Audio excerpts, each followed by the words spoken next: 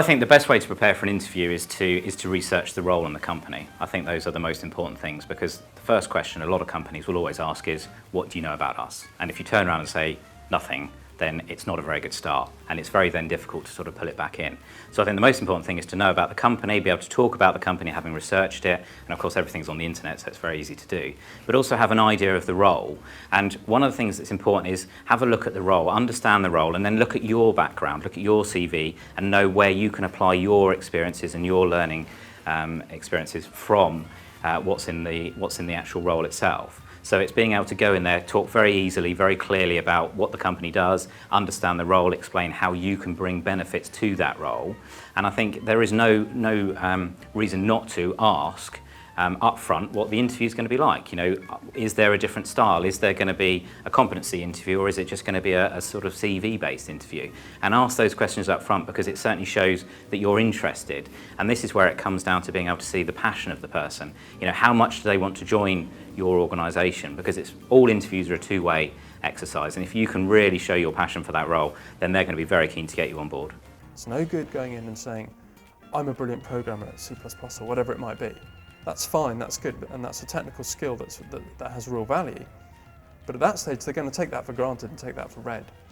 If you know about their business, and if you know about their market, and know what their competitors are about and where they might not be quite making the grade with regards to the rest of the market, that is what's going to get them to give you a job. That's what's going to get them to want you to be on their side. So it's tantamount to success to understand what it is that the business is trying to achieve, and then exploiting IT and exploiting your skills to that advantage. And that is what stands people apart from their peers. IT is forever changing.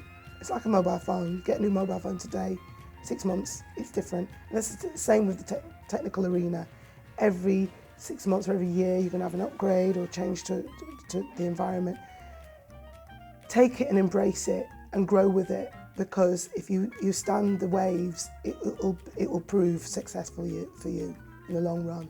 That's what I would say to any new graduate or any new applicant. The senior guys, they've already experienced that. They're in very challenging roles, they are travelling, they're being exposed to new environments, new technology, and it's opening their minds and their knowledge, and that's why they're in the positions they are. So see it through, and it will prove successful for you. To thrive in the IT sector, I think, in some respects, of course, it's the same as every other sector. I think you need to work hard. I mean, that might sound a bit dull, but that's absolutely the base. It's very hard to do really well in this sector unless you're prepared to work hard.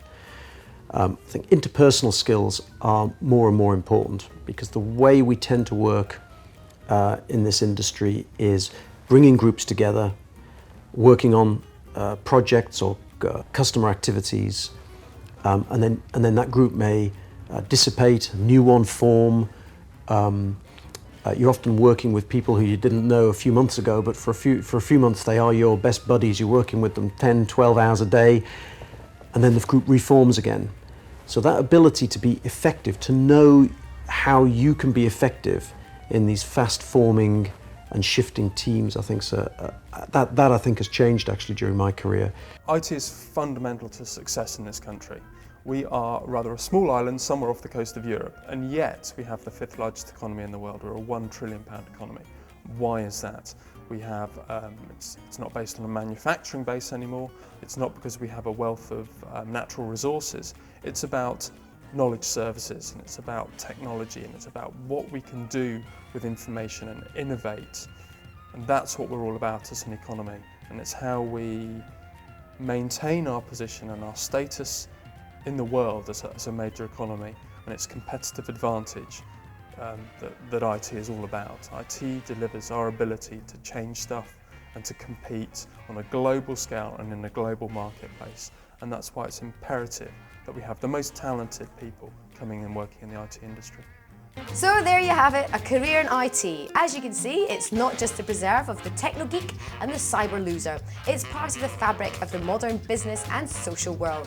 And if we don't want to end up as a metaphorical nylon of the 21st century society, it's something that we should be taking a lot more seriously. We hope you've enjoyed today's programme. Take care, and I'm going to see you the next time.